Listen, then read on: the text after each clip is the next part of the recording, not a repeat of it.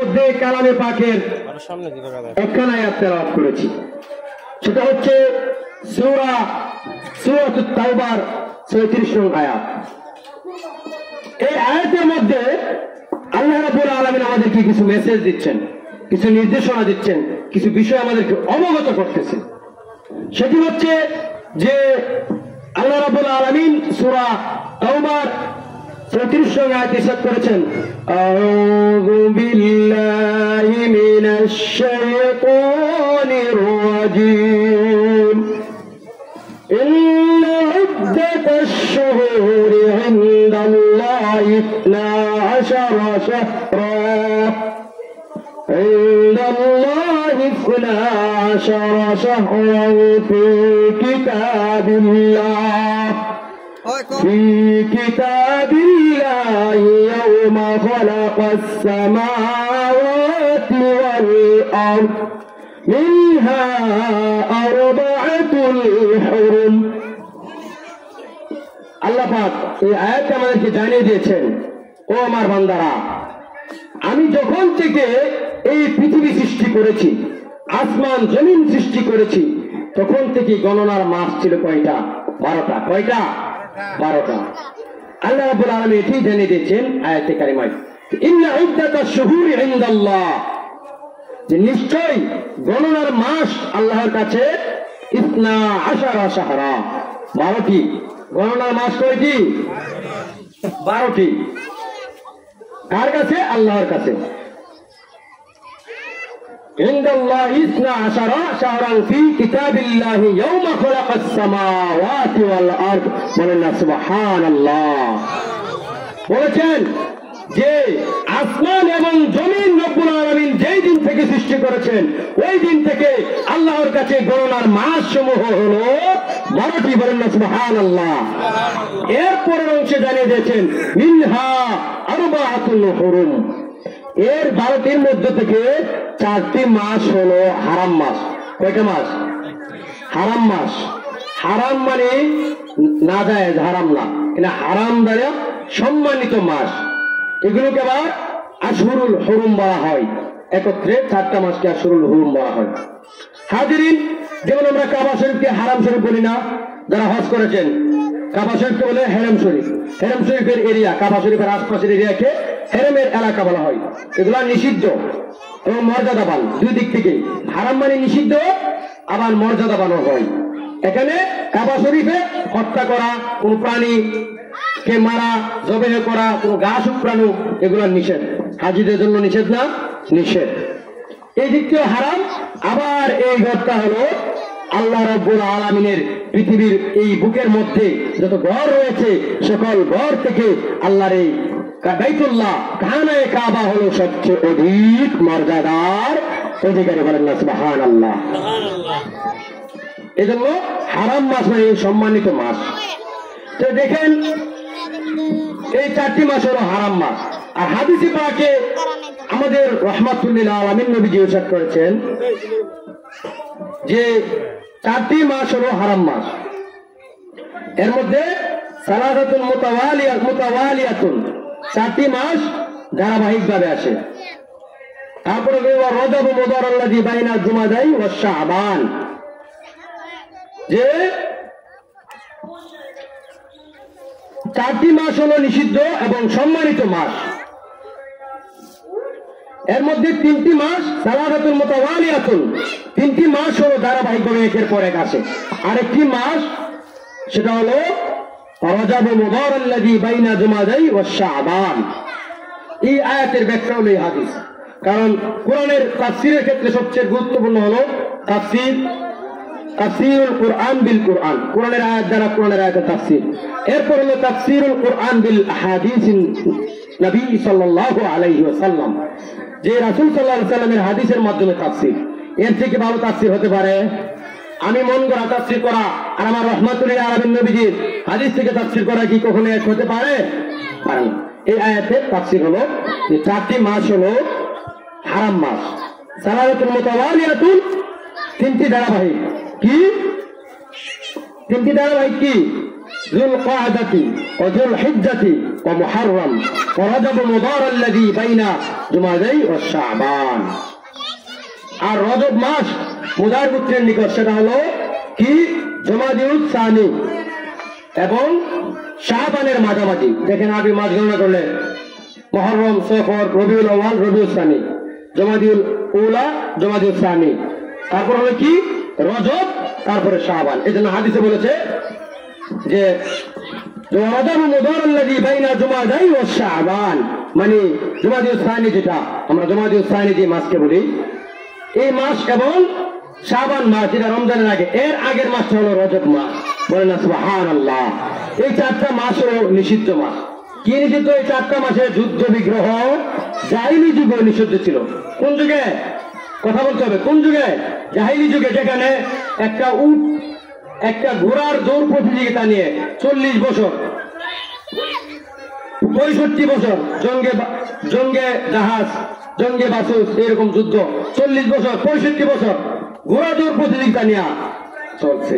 কোন যুগটা ছিল একটু চিন্তা করছেন? হ্যাঁ, আমাদের একজন ঘনিষ্ঠ মানুষ মেরে ফেললো তো আমরা 40 বছর যুদ্ধ করতে রাজি না, রাজি বলি না, এটা মীমাংসা হয়ে যায়। তারা একটা ঘোড়ার প্রতিযোগিতা নিয়ে একটা উটকে কেন আঘাত করছিল, এই কারণে উটটা মরে গেছিল। এই উটটা মারা যাওয়ার কারণে এই উটের কেন্দ্র করে 40 বছর 60 বছর ব্যাপী তারা যুদ্ধ চালায় গেছিল। ওই দিকেও এই চারটা মাসকে তারা সম্মান করত, চারটা মাসে তারা যুদ্ধ করা হারাম মনে করত। এজন্য এটাকে হারাম মাস বলা হয়, আবার সম্মানিত মাসও বলা হয়। কারণ দেখেন জিলহজ মাস হলো এই মাসে হজ অনুষ্ঠিত হয়, মর্যাদাবান না? মুহররম মাস বছরের শুরুর মাস, এই মাসের অনেক ফজিলত আছে যা আলোচনা করবো সামনে। তারপর রজব মাস, এটাও হারাম মাস। পাশাপাশি রজব মাসে কুল কায়নাতের বাদশা নবী আগে নামদার তাজদার মদিনা সুলতানে মদিনা আমাদের প্যারা নবীকে 27 রজব আল্লাহ রাব্বুল আলামিন আরশে আযমে তার সান্নিধ্যে নিয়ে যান। বলেন না সুবহানাল্লাহ। যার সান্নিধ্যে যাওয়ার জন্য মুসা কালিমুল্লাহ আল্লাহর কাছে বলল, আমি আপনাকে দেখতে চাই। আল্লাহ বলেন, লান তারানি, হে মুসা আমাকে কখনো তুমি দেখতে পারবে না।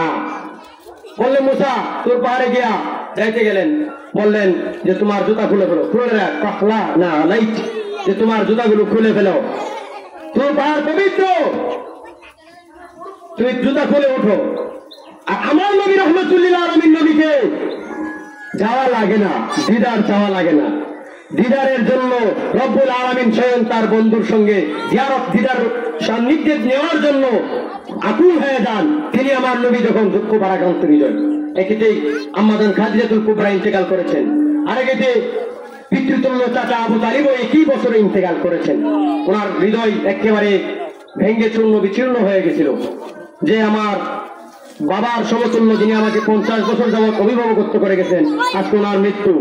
আমার সহধর্মিনী খাদিজাতুল কুবরা, যিনি প্রথম মুসলমান, বলেন না সুবহানাল্লাহ, ওনার মৃত্যু। এই জন্য আমার প্যারা নবীজির একটু মনটা খারাপ ছিল এই বছর। এই বছরকে আমুল হুজন বলা হয়, দুঃখের বছর। ইসলামের ইতিহাসে দুঃখের বছর বলা হয়, কিন্তু আমার নবীর দুঃখের বছরকে রব্বুল আলামিন আর দুঃখের বছর রাখে না। মানুষের কাছে এই বছরটা দুঃখের বছর হিসাবে পরিচিত হলেও রব্বুল আলামিন আমার এই বন্ধু নবীর জন্য, আল্লাহর এই হাবিবের জন্য এই মাসটাকে, এই বছরটাকে সুখের বছরে পরিণত করে আল্লাহর হাবিবকে রব্বুল আলামিনের সরাসরি সান্নিধ্যে বাকানা কাবা কাউসাইনি আও আদনা একেবারে সন্নিকটে নিয়ে দিদারে প্রেমালাপে জড়িয়ে যান। বলেন না সুবহানাল্লাহ। আমার নবী কি মেরাজে যাইতে চাইছিলেন? হ্যাঁ, কে নিছেন? স্বয়ং আল্লাহ নিছে। আর মুসা কালিমুল্লাহ গাছ গেছেন তোর পাহাড়ে আল্লাহকে দেখার জন্য। আল্লাহ বলতে, মুসা আমাকে দেখা সম্ভব না, আমার নূরের তাজাল্লি দেখলেই তুমি টিকতে পারবে। পারছিল? মুসা কালিমুল্লাহ আল্লাহ নূরের তাজাল্লিতে মুসা কালিমুল্লাহ জ্ঞান হয়ে গেল যে আমার নবী রাহমাতুল্লিল আলামিন এমন পাওয়ারফুল নবী। নবীকে নূর বললে আবার অনেকের খুব কষ্ট লাগে, লাগে না? লাগে। যার কষ্ট লাগে বুঝতে হবে তার অন্তরে নবীর প্রেম একটু কম আছে।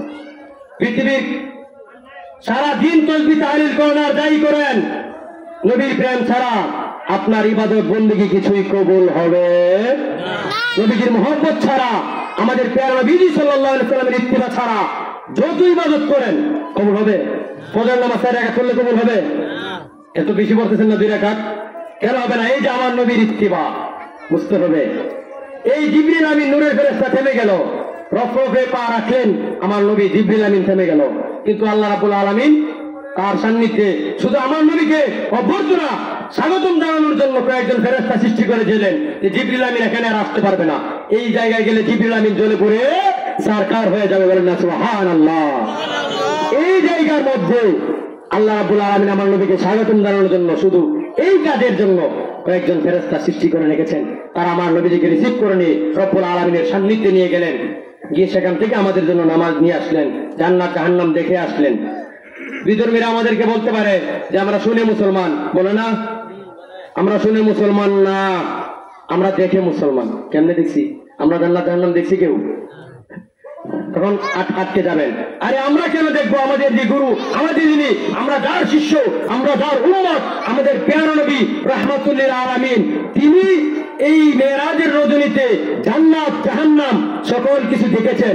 কোন পাপের কোন শাস্তি, সুদখোরের কি শাস্তি, জেনাখোরের কি শাস্তি, স্বয়ং আমার নবী রাহমাতুল লিল আলামিন দেখেছেন। এগুলো হাদিস দ্বারা প্রমাণিত। আমি এই হাদিস অনেকবার বলেছি, সুদের আলোচনায় বলেছি যে আল্লাহ হাবিব সাল্লাল্লাহু আলাইহি ওয়াসাল্লাম, এই হাদিস বলে অনেক লম্বা হয়ে যাবে আলোচনা।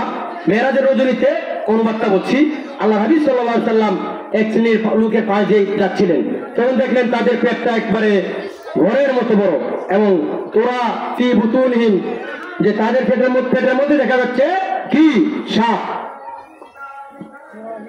তোরা মিন খারিজ বুতুনহিম ফিহাল হাইয়াত, তাদের এই পেটের ভিতরে দেখা যাচ্ছে কি? সাপ। আর এই পেটটা ছিল একেবারে ঘরের মতো বড় ছিল। এই ঘরের মতো বড় পেটের বাহির থেকে দেখা যাচ্ছে তাদের পেটের সাপ তাদেরকে ধ্বংসন করতেছে। এই শাস্তি আমার নবী মেরাজের রজনীতে দেখেছেন, জেনাখোরের শাস্তি দেখেছেন, চুগলখোরের শাস্তি দেখেছেন। এগুলো সব হাদিসে পাকে বর্ণিত, আমি অনেক আলোচনা আগেও করেছি। যাই হোক, এই জন্য আমরা শুনে বিশ্বাসী না, আমরা শুনে মুসলমান না, আমরা দেখেই মুসলমান। আমাদের নবী দেখলে আমাদের আর দেখার দরকার আছে? হ্যাঁ, দরকার নাই। বড় বড় বিচার সালিশ যখন হয়, সবাই কি সমাধান দেয় না? একজনের সমাধান দেয়। আমরা যে নবীর উম্মত, আমাদের মুহাম্মদুর রাসূলুল্লাহ সাল্লাল্লাহু আলাইহি সাল্লাম, তিনি যেখানে জান্নাত জাহান্নাম দেখেছে, আর আমাদের আর দেখার কোনো দরকার আছে? তাকে মক্কার কাফের মুশরিক আলামিন বিশ্বাসী বলে উপাধি দিয়েছিলেন, ওই নবীজি দেখার পরে কি আমাদের দেখার প্রয়োজন আছে?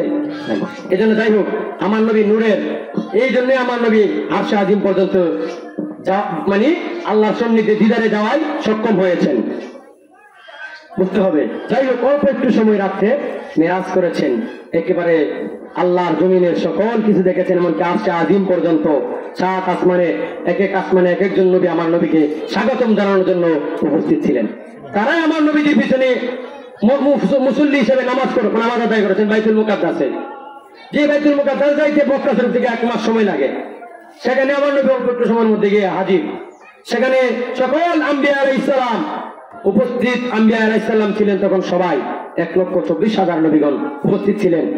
সকলেই এর আগে ইন্তেকাল করেছেন না? তাহলে কিভাবে উপস্থিত হইল? কথা বললে আকীদার কথায় চলে যায়। সকল নবীগণ তাদের রওজা মুবারকে জীবিত। বলেন, সকল নবীগণ তাদের আপন আপন রওজা মুবারকে কি? জীবিত। আল-আম্বিয়াউ আহইয়াউন ফি কুবুরিহিম ইউসাল্লুন। বলেন না সুবহানাল্লাহ। সকল আম্বিয়া আলাইহিমুস সালাম ওনাদের আপন আপন রওজা মুবারকে জীবিত। ওয়াহুম ইউসাল্লুন, তারা নামাজ আদায় করেন। ঠিক আমি বলছি? হ্যাঁ, আমাদের পীর বলছেন না, এটা বলেছেন রাহমাতুল লিল আলামিন নবীজি। সকল নবীগণ আপন আপন রওজা মুবারকে জীবিত এবং নামাজ পড়েন। হাজির, সকল নবীগণ হাজির হয়ে গেলেন। হাজার হাজার লক্ষ বছর হয়ে গেছেন। বাবা আদম আলাইহিস সালাম ইন্তেকাল করেছেন, আদম আলাইহিস সালাম হাজির। তার আওলাদ মুহাম্মদুর রাসূলুল্লাহ সাল্লাল্লাহু আলাইহি সাল্লামের অপেক্ষায় যে তিনি ইমামতি করবেন, ইমামতির জায়গা খালি, সকল নবীগণ অপেক্ষমান। প্রধান অতিথি শেষে আসে, ঠিক না? মাহফিলে প্রধান অতিথি শেষে আসে। ঠিক আমার নবী রাহমাতুল লিল আলামিন, বিশ্ব সবার প্রধান আকর্ষণ, তিনিও সর্বশেষ গিয়ে ইমামতির স্থানটা দখল করে ইমামুল মুরসালিন রাহমাতুল লিল আলামিন তখন থেকেই ইমামুল মুরসালিন উপাধি লাভ করেছেন। বলেন না সুবহানাল্লাহ। আল্লাহু আকবার, আল্লাহু আকবার।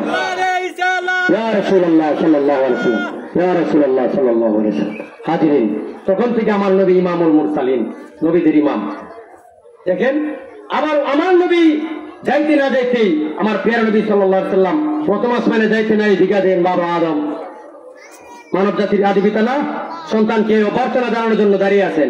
যাওয়ার পর সালাম দিলেন, ইয়া ইবনা সালেহ, ইয়া নবী সালেহ বলে সম্বোধন করলেন যে আমার নেককার সন্তান, নেককার নবী, কারণ যেহেতু উনি সকল মানবের আদি পিতা, এজন্য ছেলে এবং নবী বলে সম্বোধন করেছেন। আবার উপরে গিয়ে পেলেন বাবা ইব্রাহিম আলাইহিস সালামকে, যিনিও মুসলিম মিল্লাতের পিতা, তিনিও ইয়া ইবনা সালেহ, ইয়া নবী সালেহ বলে সম্বোধন করেছেন। বলেন না সুবহানাল্লাহ। এই নবীরাও তো আমার নবীদের পিছনে মুসল্লি ছিলেন না? ওনারা আবার প্রথম আসমান, দ্বিতীয় আসমান, তৃতীয় আসমান, চতুর্থ আসমান, পঞ্চম আসমান, ষষ্ঠ আসমান, সপ্তম আসমান পর্যন্ত সকল নবীগণ আমার নবীকে অভ্যর্থনা জানিয়েছেন। এগুলা হাদিসে পাক দ্বারা প্রমাণিত, আমার কোন মন গড়া কথা না। এই হাদিস অনেক শুনিয়েছি, জাস্ট অনুবাদগুলো বললাম। হাজিরিন, এজন্য আমার নবী নূরের ফেরেশতার চেয়েও আমার নবী রাহমাতুল লিল আলামিন নবীদের পাওয়ার কোটি কোটি কোটি গুণে বেশি। বলেন না সুবহানাল্লাহ। দেখে আমি বলেছি, ইমামগণ, আকীদার ইমামগণ বলেছেন যে রসুলুল নাসি রসুলুল বাশারি আফদালু মিন রসুলিল মালাইকা। রসুলুল বাশারি আফদালু মিন রসুলিল মালাইকা। তারপর বলেছেন কি, ওয়া আম্মাতুল বাশারি আফদালু মিন আম্মাতিল মালাইকা। চিল্লা বলেন আল্লাহু আকবার। যে ফেরেশতাদের মধ্যে রসুল আছে, মানে মর্যাদাবান কিছু ফেরেশতা আছে। ওই মর্যাদাবান ফেরেশতাদের চেয়েও আল্লাহর যারা রসুল, ওনারা অধিক উত্তম। আফদল ইসমে তাফদীলের সিগা, আফদল অধিক উত্তম। আর সাধারণ ফেরেশতাদের চেয়ে স্বাভাবিক মানে ওলি বুজুর্গ মানুষ যারা, তাদের মর্যাদা আল্লাহর কাছে অনেক গুণে বেশি। বলেন না সুবহানাল্লাহ। মানুষ হলো শ্রেষ্ঠ জীব, সেটা জানেন তো। আশরাফুল মাখলুকাত, ফেরেশতাদের চেয়ে মর্যাদাগত দিক দিয়ে মানুষ উপরে, যদি মানুষ ভালো হয়। যাই হোক, আমার নবী নূরের ফেরেশতাদের চেয়ে অনেক মর্যাদাবান। হাজিরিন, এই বছর পৃথিবীর শুরু থেকে এই পর্যন্ত গণনার মাস হলো 12টা।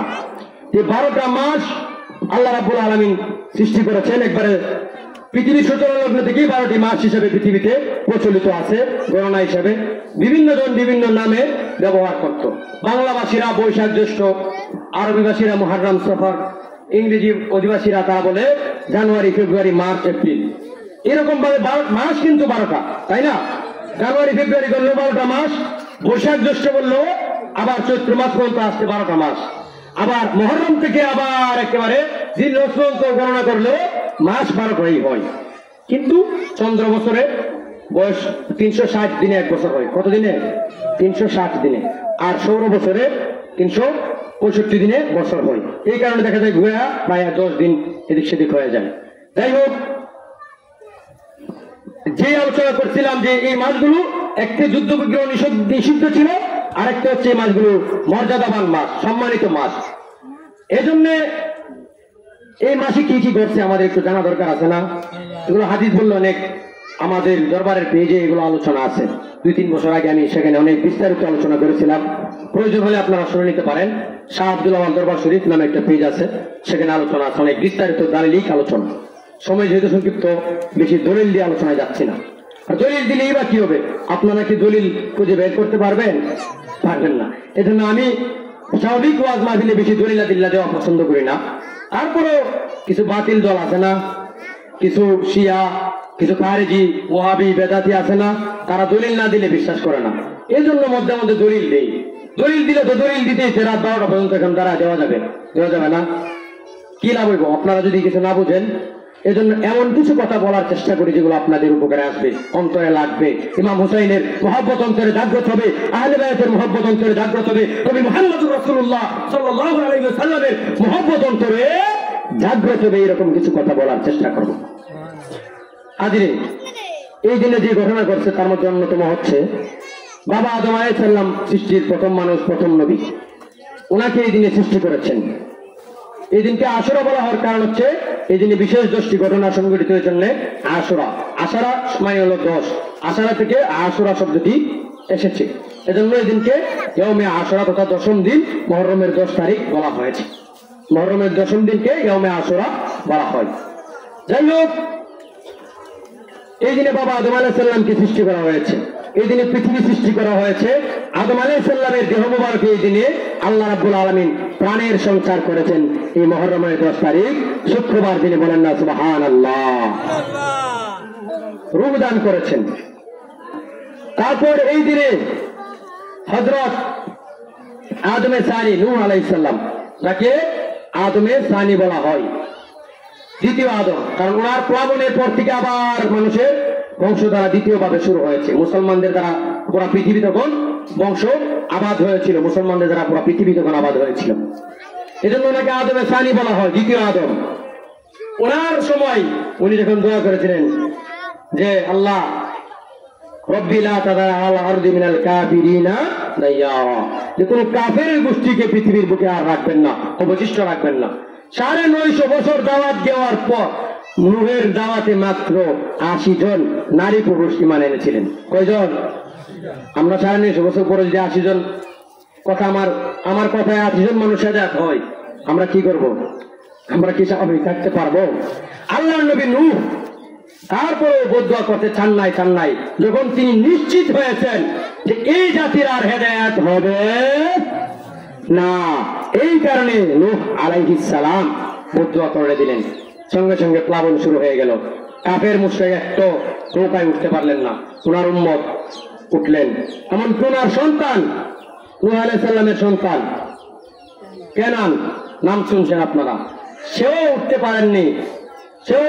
তাকে বাবা নূহ আলাইহিস সালাম হাত দিছিল ওঠানোর জন্য। আল্লাহ বললেন সে তোমার আওলাদ না। আওলাদ না কোন দৃষ্টিকোণ থেকে? রুহানি দৃষ্টিকোণ থেকে, রুহানি দৃষ্টিকোণ থেকে, ঈমানি দৃষ্টিকোণ থেকে কেনান তোমার আওলাদ না। কে নিষেধ করেছে? এজন্য সন্তান যদি বাবার অবাধ্য হয়, কোন বলি বুজুর্গ সন্তান যদি কুলাঙ্গার হয়ে যায়, এজন্য বাবার বেলায়াত নষ্ট হয়ে যাবে না। বুঝতে পারছেন? কোন বুজুর্গ বলির সন্তান যদি নষ্ট হয়ে যায়, যেন বাবার বেলায়াত নষ্ট হয়ে যাবে না। এই নূহ আলাইহিস সালাম তার প্রমাণ করছেন যে সে তোমার আওলাদ না। স্বয়ং আল্লাহ রাব্বুল আলামিন সন্তান উঠতে পারে নাই নৌকার মধ্যে, এজন্য ঈমান না থাকলে দাড়ি টুপি জুব্বায় আপনাকে বাঁচাতে পারবে। দাড়ি টুপি থাকলে গালি ইমানদার হয়ে যায় কেন? বহুত ঘটনা আছে, একটু পরে আসবো। যাই হোক, তখন উঠতে পারলো না। বাবা নূহ আলাইহিস সালাম যখন এইরকম ভাবে পৃথিবীর মধ্যে ভাসতেছে, নৌকার মধ্যে বিশাল বড় প্লাবন, আকাশের নিচে একেবারে যত পাহাড় আছে সকল পাহাড় পর্যন্ত ডুবে গাছপালা সব ধ্বংস হয়ে গেছে। তখন আল্লাহর কাছে দোয়া করলে আল্লাহ রাব্বুল আলামিন এই দিনে যদি পাহাড়ে আল্লাহর নবী নূহের কিস্তিকে থামিয়ে দেন, ওই জমিনে আবার বিচরণ করেন। বলেন না সুবহানাল্লাহ। দুইটা ঘটনা। তৃতীয় ঘটনা হলো হযরত বাবা ইব্রাহিম আলাইহিস সালাম, মিল্লাতের পিতা, উনাকে আল্লাহ রাব্বুল আলামিন এই দিনে নমরুদের অগ্নিকুণ্ড থেকে মুক্তি দিয়েছিলেন।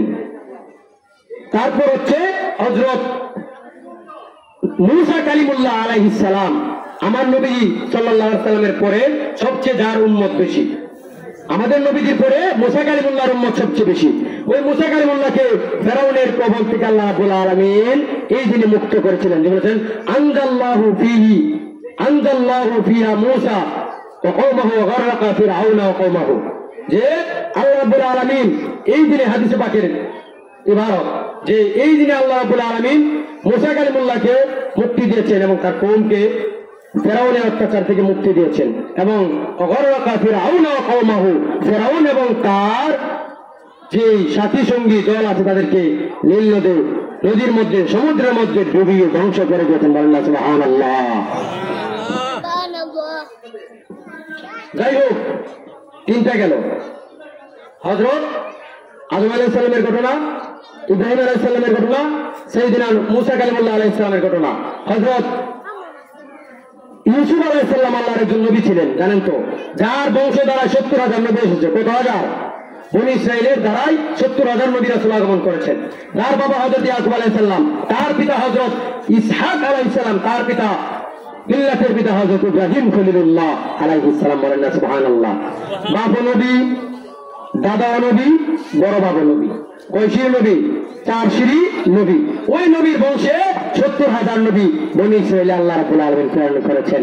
আমার নবীর বংশ হযরত ইসমাঈল আলাইহিস সালাম থেকে। ইসমাঈল আলাইহিস সালামের বংশে হাজার হাজার বছর চলে গেল, কোন নবী রাসূল আসে না। একটু মনোযোগ দিয়েন। ইসমাইল আলাইহিস সালামের বংশে 1000 বছর চলে গেল, কোনো নবী রাসূল নাই। সর্বশেষ আল্লাহ রাব্বুল আলামিন ইসমাইল জবিহুল্লাহ, যিনি আল্লাহর রাস্তায় কুরবানি হয়েছিলেন, ওই ইসমাইল আলাইহিস সালামের বংশে আল্লাহ রাব্বুল আলামিন এমন একজন নবী প্রেরণ করেছিলেন। ওই নবী হলেন কুল কায়নাতের সরদার নবী, আকায়ে নামদার, তাজদারে মদিনা, সুলতানে মদিনা, আহমদ মুজতবা মুহাম্মদ মুস্তাফা সাল্লাল্লাহু আলাইহি ওয়াসাল্লাম। এই দিনে নবী আল্লাহু আকবার, আল্লাহু আকবার, ইয়া রাসূলুল্লাহ সাল্লাল্লাহু আলাইহি ওয়াসাল্লাম, ইয়া রাসূলুল্লাহ সাল্লাল্লাহু আলাইহি ওয়াসাল্লাম। ঘরে ঘরে জানো, ঘরে ঘরে জানো, শুহাদে কারবালা জিন্দাবাদ, জিন্দাবাদ। হাজিরিন, যাই হোক, যে এই বলছিলাম কি, এই বংশে একজন নবী এসেছেন মুহাম্মদুর রাসূলুল্লাহ সাল্লাল্লাহু আলাইহি ওয়াসাল্লাম, একজন নবী যিনি হলেন প্রধান অতিথি, যার অপেক্ষায় সকল নবীগণ ছিলেন যে আমার পরে একজন আসতেছেন, আমার পরে একজন আসতেছেন, আমার পরে একজন আসতেছেন। এমনকি হযরত ঈসা রুহুল্লাহ আলাইহিস সালাম বলেছেন ইয়াতি মিন বাদি ইসমুহু আহমদ, বলেন না সুবহানাল্লাহ, যে আমার পরে একজন আসতেছেন, কোরআনের আয়াত, তার নাম হলো আহমদ। আসমানে তার নাম আহমদ, জমিনে তার নাম মুহাম্মদ মুস্তাফা সাল্লাল্লাহু আলাইহি ওয়াসাল্লাম। একজন প্রধান অতিথি, যার অপেক্ষায় সকল নবীগণ খালি সুসংবাদ দিচ্ছেন আমার পর একজন আসতেছেন, আমার পর একজন আসতেছেন, আমার পর একজন আসতেছেন। আর ঈসা রাসূলুল্লাহ আলাইহিস সালামের পরপরই যেহেতু আমার নবী চলে আসবেন, এই জন্য তিনি নাম মেনশন করেছেন যে তার নাম হবে আহমদ, বলেন না সুবহানাল্লাহ। হাজিরিন, যাই হোক, তারপর মুসা কালিমুল্লাহর ঘটনা গেল, ঈসা আলাইহিস সালামের ঘটনা গেল, 4 জন। তার বাবা ইয়াকুব আলাইহিস সালামও এই দিনে দৃষ্টিশক্তি ফিরে পেয়েছিলেন। উনি ওই যে ছেলের জন্য কান্না করতে করতে দৃষ্টিশক্তি হারিয়ে ফেলেছিলেন, এই দিনে দৃষ্টিশক্তি ফিরে পেয়েছিলেন। 5 জন গেল। তারপর হযরত আইয়ুব আলাইহিস সালামকে আল্লাহ রাব্বুল আলামিন এই দিনে রূপ মুক্তি দিয়েছেন, 6 জন গেল। তারপর হযরত জাকারিয়া আলাইহিস সালামকে আল্লাহ রাব্বুল আলামিন এই দিনে মাছের পেট থেকে মুক্তি দিয়েছেন, 7 জন গেল। তারপর হযরত ঈসা রাসূলুল্লাহ আলাইহিস সালামকে আল্লাহ রাব্বুল আলামিন এই দিনে পৃথিবী থেকে উঠিয়ে উপরে নিয়ে গেছেন। কোথায় নিয়ে গেছেন? উপরে নিয়ে গেছেন এই দিনে। কারণ তার জাতি তাকে শহীদ করার জন্য যখন আক্রমণ শুরু করছিলেন, তখন তিনি একটি দুর্গের মধ্যে ঢুকেছিলেন, একটি নির্ধারিত স্থানে আল্লাহর নির্দেশে ঢুকেছিলেন। সেখান থেকে আসমানে আল্লাহ রাব্বুল আলামিন তাকে উঠিয়ে নিয়েছিলেন, বলেন না সুবহানাল্লাহ। হযরত ইদ্রিস আলাইহিস সালামকে আল্লাহ রাব্বুল আলামিন এই দিন আসমানে উঠিয়ে নিয়েছিলেন, 9 জন গেল। তারপর হচ্ছে সর্বশেষ আকায়ে নামদার, তাজদারে মদিনা, আহমদ মুস্তাফা মুহাম্মদ মুস্তাফা সাল্লাল্লাহু আলাইহি সাল্লামকে আল্লাহ রাব্বুল আলামিন এই দিনে সকল কিছু থেকে, দুনিয়াবি পঙ্কিলতা থেকে আল্লাহ রাব্বুল আলামিন এই দিনে পবিত্র করেছিলেন চিরস্থায়ীভাবে। দুনিয়াবি কথা কুসুর থেকে আল্লাহ রাব্বুল আলামিন এই দিনে মুক্ত করেছিলেন। অনেকে বলবে গুনাহ থেকে মুক্ত করেছিলেন, বলেন না নাউজুবিল্লাহ। এই নবী রাসূলের গুনাহ আছে? আল আম্বিয়াউ মাসুমুন, আল্লাহর নবীগণ হলেন নিষ্পাপ। তাহলে সুন্নাহ ওয়াল জামাতের আকীদা, আমার মন গড়া কোনো কথা নয়। নবীগণ নিষ্পাপ, এজন্য বললাম দুনিয়াবি কথা কুসুর থেকে আল্লাহ রাব্বুল আলামিন ওনাকে এই দিনে চিরস্থায়ীভাবে মুক্ত করেছিলেন, পবিত্র করেছিলেন, বলেন না সুবহানাল্লাহ। হাজিরিন, সর্বশেষ আমার নবীর ইন্তেকালের 50 বছর পর সেই ইরাকের ফোরাত নদীর তীরে আমার নবীর কলিজার টুকরা দৌহিত্র সাইয়্যিদিনা ইমাম হুসাইন রাদিয়াল্লাহু তাআলা আনহু 61 হিজরিতে কারবালার ময়দানে নির্মমভাবে শহীদ হয়েছিলেন। কত বছর পর? আমার নবীজি সাল্লাল্লাহু আলাইহি ওয়াসাল্লামের ইন্তেকালের 50 বছর। আমার রাহমাতুল লিল আলামিন নবীজি ইন্তেকাল করেছিলেন 11 হিজরিতে। কত হিজরিতে? দুনিয়া থেকে ইন্তেকাল মানে স্থানান্তর হওয়া, ভুল বুঝবেন না। ইন্তেকাল মানে কি? স্থানান্তর হওয়া। অফিসাররা ট্রান্সফার হয় না, বদলি হয় না, চাকরি এক জায়গা থেকে অন্য জায়গায়। ঠিক নবী রাসূলগণ দুনিয়ার জগৎ থেকে অন্য একটা জগতে ট্রান্সফার হয়। কারণ ঈসা আলাইহিস সালাম তো এখনো জীবিত, মানে জেসিম একবারে স্বাভাবিকভাবে আমাদের যেরকম ভাবে দুনিয়াতে ছিলেন এরকম ভাবে ওনাকে আকাশে উঠিয়ে নিয়ে যাওয়া হয়েছে। সুবহানাল্লাহ বলুন না। ইদ্রিস আলাইহিস সালামকে আল্লাহ রাব্বুল আলামিন আকাশে উঠিয়ে নিয়ে গেছেন। আমাদের নবী চাইলে দুনিয়াতে থাকতে পারতেন, তিনি দুনিয়াতে এরকম ভাবে না থেকে মাটির নিচে উম্মতের জন্য চলে গেছেন, যাতে এই জমিনে বড় কোন ধরনের গজব নাজিল না হয়। বলেন না সুবহানাল্লাহ। আর এক শ্রেণীর বাতিল ফিরকা, তারা বলে নবী মরে গেছে। বলেন না নাউজুবিল্লাহ, বলেন নাউজুবিল্লাহ। আগে বলেছে আল আম্বিয়া ওয়া হিয়াউন ফি কুবুরিহিম ইসাল্লুন, আম্বিয়া আলাইহিমুস সালাম তারা ওনাদের রওজা মুবারকে জীবিত এবং সালাত আদায় করেন, উম্মতের জন্য ইস্তিগফার করতে থাকেন। বলেন না সুবহানাল্লাহ। আমার নবীজি সকল আম্বিয়া আলাইহিস সালাম জীবিত, এজন্যই ওনারা মেরাজের রজনীতে নামাজ পড়েছেন আমার নবীজির ইমামতিতে। এজন্য আমার নবীজি এই রোজা মুবারকে শুয়ে আছেন যেন উম্মতের উপর বড় ধরনের কোনো গজব নাজিল না হয়। এজন্য এই উম্মত একেবারে ধ্বংস হবে না। আল্লাহ হাবিব বলেছেন যে আমার উম্মত একেবারে ধ্বংস হবে না। অন্য জাতি একেবারে পুরো উম্মত ধ্বংস হয়ে গেছে, জমিনটা উল্টিয়ে একেবারে ঝাড় করে দেওয়া হয়েছে, এমনকি জায়গাটাকে সমুদ্র বানিয়ে দেওয়া হয়েছে। কওমে লূতের যে স্থান, সেটাকে কওমে লূত তারা আল্লাহর অবাধ্য হয়েছিল এবং লূত আলাইহিস সালামের অবাধ্য ছিল। তাদের জমিনটাকে একেবারে উল্টিয়ে এরকম ভাবে ঝাড়া করে একেবারে জমিনটাকে এখন সমুদ্র বানিয়ে দিয়েছে, যেটাকে মৃত সাগর বলা হয়। দেখবেন ওয়ার্ল্ড ম্যাপে দেখবেন সার্চ দিলে মৃত সাগর বা ডেড সি লেখলে ইংলিশে চলে আসবে। এই সাগরে কোনো নদী, এই সাগরে কোনো নৌকা জাহাজ এগুলা প্রবেশ করে না, খুবই ঝুঁকিপূর্ণ স্থান। এই জন্য যাই হোক, কিন্তু আমার নবীজি রাহমাতুল্লাহ আলাইহি নবীজির উম্মতে একেবারে শিলাবৃষ্টিতেও ধ্বংস হবে না, একেবারে পাথরেও ধ্বংস হবে না, একেবারে ভূমি দোষ দ্বারা আল্লাহ রাব্বুল আলামিন ধ্বংস করবেন। এটা আমাদের নবীজির বরকতে। আর মোল্লা ওই নবীকে একটা কথা বলে না, সিন্নিকা এলাকা আরো সিলাই, মোল্লা ছিল না। এই নবীর সিলাই জমিনে তোমরা বাস্তবিক করতেছো, একেবারে ধ্বংস হইতেছো না। ওই নবীজির লেবাস লাগিয়ে তোমরা মানুষের ইমোশনাল ভাবে ব্ল্যাকমেল করে তোমরা মানুষের কাছ থেকে টাকা হাতিয়ে নিচ্ছ। ওই নবীকে তোমরা আজকে ছিল না। ওই নবীকে নিয়ে কথা বললে তোমাদের আজকে গায়ে জ্বলে না? জ্বলবে, কিয়ামত পর্যন্ত জ্বলবে। হাসরে নবীর দেখা পাওয়া তোমাদের দরকার নাই। যারা দুনিয়াতে নবীজির শান শুনতে পারো না, তোমাদের পরকালে নবীজির শান শোনার দরকার নাই। কোন মুখ নিয়ে নবীজির সামনে হাজির হবা, কোন চেহারা নিয়ে নবীজির সামনে হাজির হবা, একটু খেয়াল রাখবা। কোন চেহারা নিয়ে আমি আমার রাহমাতুল্লাহ আলামিন নবীজির কাছে হাজির হব। জানেন একটি ঘটনা বলে, আম্মা জান আয়েশা সিদ্দিকা রাদিয়াল্লাহু তাআলা আনহা, আমার নবীজির রওজা মুবারকের ভিতরে ওনাকে দাফন করার কথা ছিল। জানেননি? দাফন করার কথা ছিল। এই তো বাবা এক পাশে, স্বামী এক পাশে, আর ওনাকেও ওনাদের পাশেই, বাবা এবং স্বামীর পাশে ওনাকে, বাবা হলেন আবু বকর সিদ্দিক রাদিয়াল্লাহু তাআলা আনহু, স্বামী হলেন রাহমাতুল্লিল আলামিন নবী।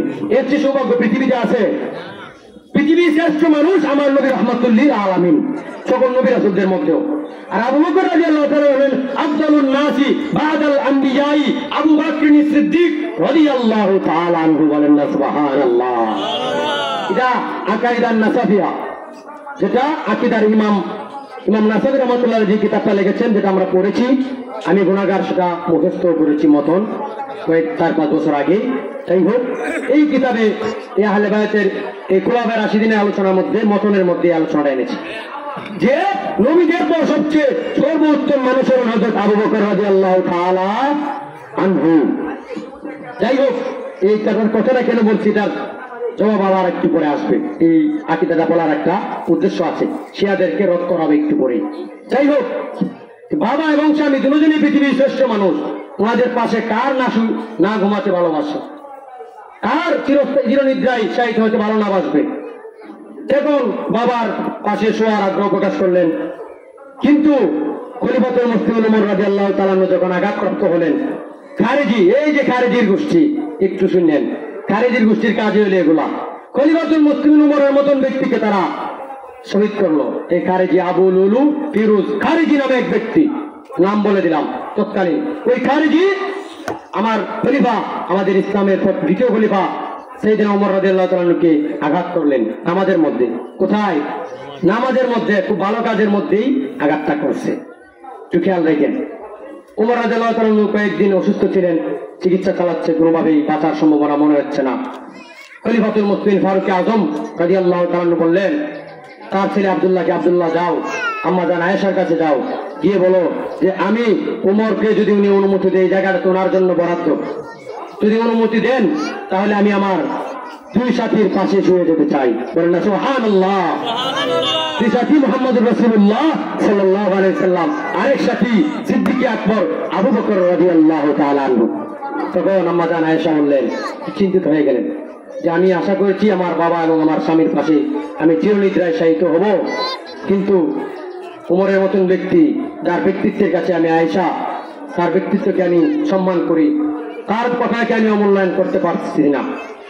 আর আরেকটি কথা চিন্তা করলেন আম্মা জান আয়েশা রাদিয়াল্লাহু তাআলা আনহা, যে আমার নবী রাসূলুল্লাহ সাল্লাল্লাহু আলাইহি ওয়াসাল্লাম আমাকে বলে তুমি তো উম্মতের জননী ছিলা, উম্মতের মা, আজওয়াজুহু উম্মাহাতুল মুমিনিন, বলেন না সুবহানাল্লাহ। কোরআনে পাকের আয়াত যে নবী সাল্লাল্লাহু আলাইহি ওয়াসাল্লামের স্ত্রীগণ হলেন মুমিনদের মা।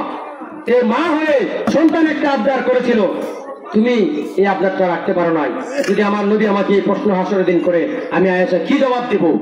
এই কথা চিন্তা করে আম্মা জান আয়েশা সিদ্দিকা রাদিয়াল্লাহু তাআলা আনহা বললেন, যাও আব্দুল্লাহ, আমি তোমার বাবা উমরকে এই খবর আমার বাবার পাশে আমাকে যে জায়গায় দাফন করার কথা ছিল, আমি আয়েশা সেই জায়গা ছেড়ে উম্মতের জননী আমার সন্তানের জন্য সেই জায়গাটা বরাদ্দ করে দিলাম, বলেন না সুবহানাল্লাহ। কেন? ওই যে নবীজির সামনে কি জবাব দিবে? অথচ নবীজির স্ত্রী আবু বকর রাদিয়াল্লাহু তাআলা আনহুর কন্যা, পৃথিবীর শ্রেষ্ঠ দুজন মানুষের সাথে যার নিসবত, উনি এই কথা চিন্তা করেছেন যে আমার রাসূলের কাছে আমি কি জবাব দিব যে উম্মতের জননী হয়ে আমি, আমার একজন সন্তান এসেছিল, একটা আবদার করেছিল, আমি সেই আবদারটা রাখতে পারিনি, সেই বিষয়টা আমি রাখতে পারিনি, তখন আমি কি জবাব দিব? একজন এত উচ্চ বংশীয় একজন মর্যাদাবান নারী, তিনি সাহাবী, ফকি সাহাবী, মুহাদ্দিস সাহাবী, তিনি এই চিন্তা করেছেন। আর আমার মতো তোমার মতো মোল্লা যদি এই চিন্তা না করে পশ্চিম কেন রাহমাতুল লিল আলামিন নবীজির দিদার পাওয়া দূরের কথা আশেপাশেও ভিড়তে পারবে না। আমার কথা নেই, রাসূল সাল্লাল্লাহু আলাইহি সাল্লামের কথা। সুকান সুকান লিমান গায়রা বাদি, দূরে সরে যা, দূরে চলে যা, যারা আমার পর আমার দিনকে যারা বিকৃত করেছে, তোমরা আমার কাছ থেকে দূরে চলে যাও। সেটা সব ধরনের বিদাতি, শিয়া বিদাতি, খারেজি বিদাতি, রাফিজি বিদাতি, মুতাজিলা বিদাতি, কাররাবিয়া বিদাতি, জাহমিয়া বিদাতি, মুশাব্বিহা বিদাতি, সকল বিদাতি আল্লাহর হাবিবের পাশে হাসরের ময়দানে কাছেও যেতে পারবে। এটা আমার বাণী না রাহমাতুল্লিল আলামিন নবীজির বাণী? আমার রাহমাতুল্লিল আলামিন নবীজির বাণী। এজন্য খারেজি, ওই খারেজি ওমর রাদিয়াল্লাহু তাআলাকে শহীদ করেছিলেন। আর ওই তাদের উত্তরসূরিরাই পরবর্তী মুহাম্মদ ইবনে আব্দুল ওয়াহাব নজদি, যে প্রায় 1000 হিজরি 11 হিজরি থেকে আরব দেশে ওয়াহাবিয়ত কায়েম করার চেষ্টায় ছিল, তাকে আরব সরকার বহিষ্কার করেছিল। কাবা ঘরে যে হত্যাকাণ্ড চালিয়েছে, হেরাম শরীফের ভিতরে সুন্নিদেরকে হত্যা করেছে, এটা হলো খারেজি, যার উত্তরসূরি মুহাম্মদ ইবনে আব্দুল ওয়াহাব নজদি, যার উত্তরসূরিরাই বাংলা ভারতের জমিনে ওয়াহাবি হিসেবে পরিচিত। ওয়াহাবিদের সংক্ষিপ্ত পরিচয় চিনতে পারছেন? মুহাম্মদ ইবনে আব্দুল ওয়াহাব নজদির অনুসারী যারা, তারাই হলো ওয়াহাবি। তারা উসিলা বিশ্বাস করে না। তারা বলে, ওই মুহাম্মদ ইবনে আব্দুল ওয়াহাব নজদি বলেছেন, মান তাওয়াসসালা বিন নবী সাল্লাল্লাহু আলাইহি সাল্লাম ফাকাদ কাফারা। বলেন না নাউযুবিল্লাহ, যে নবীজি সাল্লাল্লাহু আলাইহি সাল্লামের উসিলা দিবে সে কাফের হয়ে যাবে। নাউযুবিল্লাহ বলবেন না? বাবা আদম নবীজির উসিলা দিয়ে দোয়া করেছেন, আল্লাহ দোয়া কবুল করেছেন। আর এই ওয়াহাবি নজদি বলে যে আল্লাহ নবীজির উসিলা দিয়ে দোয়া করলে নাকি কাফের হয়ে যায়। এই এখনো এই নজদির গোষ্ঠী জমিনে আছে কিনা? আছে কিনা? আমার ইমাম হুসাইন রাদিয়াল্লাহু তাআলা আনহু শিক্ষা দিয়েছেন, এই খারেজিদের কাছে, মুতাজিলাদের কাছে, সকল বাতিল ফিরকার কাছে, অন্যায়ের কাছে কোনোভাবেই মাথা নত করা যাবে না। হাজিরিন, ইমাম হুসাইনের শিক্ষা হলো অন্যায় যেখানে প্রতিবাদ সেখানে, অন্যায় যেখানে প্রতিবাদ সেখানে, একটা ইমাম হুসাইনের অন্যতম একটি আদর্শ। এই কারবালার ময়দানে আমার ইমাম হুসাইন রাদিয়াল্লাহু তাআলা আনহুকে নির্মমভাবে শহীদ করেছে। কিভাবে করেছে একটু সংক্ষিপ্ত কথা বলবো। ইমাম হুসাইন রাদিয়াল্লাহু তাআলা আনহু যুদ্ধের জন্য প্রস্তুত ছিলেন না। প্রস্তুত ছিলেন? প্রস্তুত থাকলে কি মহিলাদেরকে নিয়ে যেতেন, পরিবারের সদস্যদেরকে নিয়ে যেতেন, আর 72 জন মানুষ নিয়ে মাত্র রওনা হতেন। হ্যাঁ, মদিনাতে তো ওনার হাজার হাজার ভক্ত ছিলেন। আলী রাদিয়াল্লাহু তাআলা আনহুর ভক্ত ছিলেন, রাসূল সাল্লাল্লাহু আলাইহি ওয়াসাল্লামের অনুসারী ছিলেন। ওনাদেরকে নিয়ে তো উনি তো হাজার হাজার সাহাবী তাবেঈনদেরকে নিয়ে যুদ্ধের ময়দানে উপস্থিত হতে পারতেন। 72 জন মানুষ নিয়ে কেউ যুদ্ধে উপস্থিত হয়, তাও পরিবারের মহিলা শিশুদেরকে নিয়ে। এটাই তো বোঝা যায় ইমাম হুসাইন রাদিয়াল্লাহু তাআলা যুদ্ধের জন্য প্রস্তুত ছিলেন না। উনি অন্যায়ের বিরুদ্ধে প্রতিবাদ করছেন, এজিদের বায়াত তিনি গ্রহণ করেন নাই। কুফাবাসী ওনাকে চিঠি লিখছেন, আসেন, অসংখ্য চিঠি লিখছে, আসেন আসেন আমরা আপনার কাছে বায়াত গ্রহণ করব। এই কুফাবাসী তারা তখন মুনাফিকি করেছিল, গাদ্দারি করেছিল আমার ইমাম হুসাইন রাদিয়াল্লাহু তাআলা আনহুর সঙ্গে। বললে কুফার জমিনে অনেক বড় বড় গজব নাজিল হয়েছে, জানেন তো? ইমাম হুসাইনের শাহাদাতের পর কুফার জমিনে অনেক বড় বড় গজব নাজিল হয়েছিল। এমনকি ইয়াজিদি বাহিনীর অনেকেরই মৃত্যু খুব ভয়াবহ অবস্থায় হয়েছিল। সব বিজয় বিজয় না, এজিদ সেদিন বিজয় হয়েছিল, চিরতরে মরেছিল, ঠিক কিনা বলেন? এজিদ সেদিন বিজয়ী হয়েছিল, চিরতরে দুনিয়া থেকে এজিদ নামটি মুছে গিয়েছিল, ঠিক কিনা বলেন? এজন্য সব বিজয় বিজয় না। আমরা হুসাইনি সৈনিক, আমরা মারামারি পছন্দ করি না, তবে অন্যায় আবার সহ্য করতে পারি না। হাজিরিন, ইমাম হুসাইন অযোগ্য এজিদের বায়াত গ্রহণ করেন নাই, মানেন নাই। এই এজিদের নির্দেশে সীমারের তত্ত্বাবধানে আমার ইমাম হুসাইন রাদিয়াল্লাহু তাআলা আনহুকে ওই কারবালার ময়দানে নির্মমভাবে ওনার বুকে উঠে গলায় ছুরি চালিয়ে আমার ইমাম হুসাইন রাদিয়াল্লাহু তাআলা আনহুর শির মোবারককে আলাদা করা হয়েছিল। খুবই মর্মান্তিক বিষয়, খুবই মর্মান্তিক বিষয়। আমরা একজন সাধারণ মানুষকে হত্যা করতে কত চিন্তা করি, গুনাহ হবে। কারণ কোরআনে আছে যে মান কাতালান নাসা মুমিনান মান কাতালান নাসা মুমিনান মুতাআম্মিদান ফাজাযাউহু জাহান্নাম। আবার অন্যত্র আছে যে যে ব্যক্তি একজন মুমিনকে হত্যা করলো সেজন্য তামাম পৃথিবীর মুমিনকে হত্যা করলো, যে একজন মুমিনকে জীবিত রাখলো তামাম পৃথিবীর মুমিনকে জীবিত রাখলো। মান কাতালা মুমিনান ফাকান্নামা কাতালান নাসা জামিআ, মান কাতালান মুমিনান ফাকান্নামা কাতালান নাসা জামিআ, ওমান আহইয়া ফাকান্নামা আহইয়ান নাসা জামিআ। বলেন না সুবহানাল্লাহ। যে ব্যক্তি একজন মুমিনকে হত্যা করলো মানে কোনো দোষ ছাড়া, তাহলে সেজন্য তামাম দুনিয়ার মুমিনকে হত্যা করলো। একটু শুনলেন কথাগুলা, একটু জমি নিয়ে মারামারি করে খুন করে ফেলবেন, এত রক্ত গরম হলে আল্লাহর দিদার হাসরে মিলবে না, রহমাতুল আলামিন নবীজির দিদার মিলবে না। এজন্য একজন মুমিনকে ইচ্ছাকৃত হত্যা করলে তামাম মুমিনকে হত্যা করার সমান হবে। আর একজন মুমিনকে যদি আপনার মাধ্যমে তার প্রাণটা বাঁচে, তাহলে এটা তামাম পৃথিবীর মুমিনকে আপনি প্রাণ বাঁচানোর যে সওয়াব, সেই সওয়াবটা পাবেন। বলেন না সুবহানাল্লাহ। তারা কত বড় নিষ্ঠুর, আমার ইমাম হুসাইন রাদিয়াল্লাহু তাআলা আনহু শির মোবারক পৃথক করে ফেললেন। যেই ঠোঁট মোবারকে রাহমাতুল আলামিন নবীজি চুমু খেয়েছেন। আর আশবাহু রাসূলুল্লাহ সাল্লাল্লাহু আলাইহি ওয়াসাল্লাম, ইমাম হুসাইন রাদিয়াল্লাহু তাআলা আল্লাহর হাবিব সাল্লাল্লাহু আলাইহি ওয়াসাল্লামের অধিক সাদৃশ্যপূর্ণ ছিলেন। যার চেহারার অবয়ব ছিলেন রাহমাতুল্লাহ আলামিন নবীজির সাথে অনেক মিল ছিল। অনেক সময় নানার সাথে নাতির চেহারা মিলে না, ঠিক ইমাম হুসাইন রাদিয়াল্লাহু তাআলা এমন একজন ব্যক্তি ছিলেন আল্লাহর হাবিব সাল্লাল্লাহু আলাইহি ওয়াসাল্লামের সঙ্গে যার চেহারা মোবারকের অধিক মিল ছিল। তারপর তাদের দয়া হলো না, এই চেহারার উপর তারা আঘাত করলো। আমার ইমাম হুসাইন রাদিয়াল্লাহু তাআলা আনহুর লাশকে অনেকটা বিকৃত করে ফেললো। তারপর এজিদের কাছে নেওয়া হলো। অনেকে বলে বর্তমানে এজিদের অনুসারী যারা বা এজিদকে যারা বাঁচাতে চায়, তারা বলে এজিদ নাকি তখন খুব আফসোস করেছে, সে কেন হুসাইন রাদিয়াল্লাহু তাআলাকে হত্যা করলো, শহীদ করলো। শহীদ করার পর আফসোস করে কোনো লাভ আছে? লাভ আছে? বিন্দুমাত্র লাভ নেই।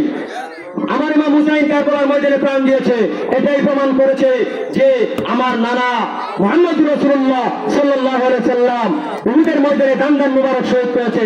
মানুষ মনে করেছেন আমার নবীজি শহীদ হয়েছেন, আর আমি হুসাইন কারবালার ময়দানে শহীদ হয়ে প্রমাণ করেছি শাহাদাতের দরজা এখনো খোলা আছে, আর আমার নানার দ্বীনকে আমি জিন্দা রাখার জন্য কারবালার ময়দানে শহীদ হয়েছি। বলেন না সুবহানাল্লাহ। আল্লাহু আকবার, আল্লাহু আকবার। ইয়া রাসূলুল্লাহ, ইয়া রাসূলুল্লাহ সাল্লাল্লাহু আলাইহি ওয়াসাল্লাম। বড় বড় জানো, বড় বড় জানো। হাজিরিন, ইমাম হুসাইন রাদিয়াল্লাহু তাআলা আনহু কারবালার ময়দানে শহীদ হয়েছেন। এর মানে কি উনি মৃত্যুবরণ করেছেন? না না, শহীদরা কি মৃত্যুবরণ করে? কখনো না। আল্লাহ রাব্বুল আলামিন কালামে হাকিমের সূরা আলে ইমরানের আল্লাহ রাব্বুল আলামিন 169 নং আয়াতে জানিয়ে দিয়েছেন, ওয়ালা তাহসাবান্নাল্লাযীনা কুতিলু ফী সাবিলিল্লাহি আমওয়াত বাল আহইয়াউন ইনদা রাব্বিহিম যে যারা আল্লাহর রাস্তায় শহীদ হয়েছে তোমরা তাদেরকে মৃত মনে করো না, বাল আহইয়াউন, তারা বরং তারা জীবিত, ইনদা রাব্বিহিম ইরজাউন, তারা তাদের রবের পক্ষ থেকে রিজিক প্রাপ্ত হয়। কোন মৃত মানুষকে রিজিক দেওয়া হয়? রিজিক দেওয়া হয় না। তারপর আবার সূরা বাকারার মধ্যে আল্লাহ রাব্বুল আলামিন বলেছেন, ওয়ালা তাকুলু লিমান ইয়াকতালু ফি সাবিলিল্লাহি আমওয়াত, যে তোমরা যারা আল্লাহর রাস্তায় শহীদ হয়েছে তাদেরকে মৃত বলো না, বাল আহইয়াউন ওয়ালাকিন লা তাশউরুন, তারা জীবিত, তোমরা তা উপলব্ধি করতে পারো না। এজন্য শহীদদের লাশ কিন্তু গোসল করানো হয় না, জানেন? শহীদদের লাশ ওনারা যেভাবে শাহাদাত বরণ করেছেন এইভাবে রক্ত মাখা কাপড় দিয়ে কাফন দিয়ে ওনাদেরকে দাফন করা হয় হাসরের ময়দানে। হাদিসে আছে মানুষ যেভাবে মৃত্যুবরণ করে যে হালতে, এই হালতেই উঠবে। এই জন্য শহীদরা এই যে শহীদের ময়দানে গিয়ে, তারা যুদ্ধের ময়দানে গিয়ে শহীদ হয়েছেন, এই অবস্থায় রক্ত মাখা শরীর নিয়ে তারা আল্লাহর দরবারে হাসরের ময়দানে উঠবেন। বলেন না সুবহানাল্লাহ। আমার ইমাম হুসাইন রাদিয়াল্লাহু তাআলা আনহু অন্যের সামনে মাথা নত করেনি। আমরা কি মাথা নত করব? করব? দুঃখের বিষয়, মুহররম মাস আসলে এক শ্রেণীর মানুষ ইমাম হুসাইন রাদিয়াল্লাহু তাআলা আনহুর নানার মিম্বারে বসে তারা ইয়াজিদের শান গায়, আছে না? আপনারা হয়তো শুনেন না, ঢাকা গেলে শুনবেন। ঢাকা বহুত প্রতিবাদী ইয়াজিদের উত্তরসূরি, ইয়াজিদের শানমান গা, খুব শান গায় ইয়াজিদের ভক্ততা। তারা ইয়াজিদকে পবিত্র বানাইতে চায়। আর আল্লাহ রাব্বুল আলামিন কালামে হাকিমে আমার নবীর বংশ ইমাম হুসাইন রাদিয়াল্লাহু তাআলা আহলে বাইতদেরকে পবিত্র করেছেন। বলেন না সুবহানাল্লাহ। এটা কোরআনের আয়াত, এটা আমার কোনো বানানো কথা না। কোরআনুল কারীমের আয়াত দ্বারা আল্লাহ রাব্বুল আলামিন ওয়াতাহহিরাকুম তাতহীরা, এই আয়াত দ্বারা আল্লাহ রাব্বুল আলামিন আমার নবীর আহলে বাইতকে পবিত্র করেছেন। ইন্নামা ইরিদুল্লাহু লিইযিবা আনকুমুর রিজসা আহলাল বাইতি ওয়া ইতাহহিরাকুম তাতহীরা। আল্লাহ রাব্বুল আলামিন এই আয়াত দ্বারা আমার প্রিয় নবীর আওলাদদেরকে বলেছেন যে আল্লাহ রাব্বুল আলামিন তাদের কাছ থেকে কি পঙ্কিলতা বা ওনাদের শানে যেগুলো মানায় না এই বিষয়গুলো দূর করতে চান। তারপরে কি বলেছেন? ওয়াতাহহিরাকুম তাতহীরা, ইন্নামা ইরিদুল্লাহু লিইযিবা আনকুমুর রিজসা, আল্লাহ রাব্বুল আলামিন তাদের কাছ থেকে তাদের থেকে অপবিত্রতা দূর করতে চান। আহলাল বাইত, তারা কারা?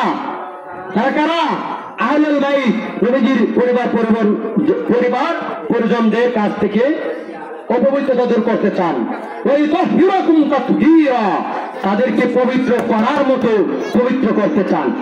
আহলে বাইতের পবিত্র কে করেছেন? কে করেছেন? আল্লাহ। আল্লাহ রাব্বুল আলামিন আহলে বাইতকে পবিত্র করেছেন। আর ওই ইয়াজিদের কিছু ভক্তরা মুহররম মাস আসলে ইয়াজিদকে পবিত্র করতে চায়। বলে না নাউজুবিল্লাহ। বলে হযরত ইয়াজিদ 100 রাকাত নামাজ পড়তেন। বলে না নাউজুবিল্লাহ। সে যত বড় আলেম হোক, যত বড় পীর হোক, কোটি কোটি মুরিদের মুরিদ হোক, তাকে কি আমরা শ্রদ্ধা করব? যে ইয়াজিদকে হযরত বলে 100 রাকাত নামাজ পড়তেন বলে, হাফেজে কোরআন ছিল বলে, হাদিসের ভান্ডার ছিল, যেই পীর বা যেই মৌলবী বলে, তাকে কি আমরা শ্রদ্ধা করতে পারি? সে যত বড় আলেমই হোক, তাকে আমরা সাধারণ রাস্তার মুচি চর জঘন্য মনে করি। আর যে ব্যক্তি আমার ইমাম হুসাইন রাদিয়াল্লাহু তাআলার মহব্বত রাখে, আমার রাহমাতুল্লিল আলামিন নবীজির মহব্বত রাখে, ওই ব্যক্তি যদি একেবারে কৃষকের ছেলে হয়, ওই ব্যক্তিকে আমরা মহব্বত করবো। ঠিক কিনা বলেন?